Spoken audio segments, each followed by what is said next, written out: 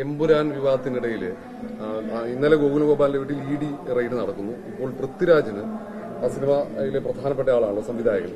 Prithviraj notice ആദായ നികുതി വകുപ്പ് നൽകുകയാണ്. സിനിമ റിലീസായി തൊട്ടു പിന്നാലെയാണ് നോട്ടീസ് നൽകുന്നത്. നേരത്തെ നികുതി ക്രമക്കേട് നടത്തിയെന്നൊക്കെ പറഞ്ഞാണ്. അത് ഏതെങ്കിലും തരത്തിൽ ഇതൊരു അങ്ങനെ ഒരു രാഷ്ട്രീയമായ പ്രതികാരമാണത്. CPM-ന്റെ രാഷ്ട്രീയമായ പ്രതികാരമാണ് അത്. എമ്പുരാൻ എന്ന് പറയുന്ന ചിത്രം അത് രംഗത്ത് കൊണ്ടുവന്നു ഇറങ്ങി എന്നത് CPM-ന്റെ ഇടതുപക്ഷ സർക്കാരിന് വലിയൊരു അടിയാണ്.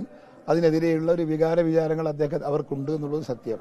അല്ല, ഇത് എൻഫോഴ്സ്മെന്റ് ഡയറക്ടറേറ്റും സെൻട്രൽ ടാക്സ് ആണ്, ആദായ നികുതി വകുപ്പും. അതെ, ആദായ വകുപ്പ് സ്വാഭാവിക BJP ഉണ്ടാവുമല്ലോ. അതിനെ പ്രത്യേകിച്ച് BJPക്ക് ഇത് ബാധകമാണല്ലോ. അതുകൊണ്ട് BJPക്കാരുടെ നിർദ്ദേശം വന്ന് കാണും. അവരാണല്ലോ ഇതൊക്കെ ഭരിക്കുന്നത്.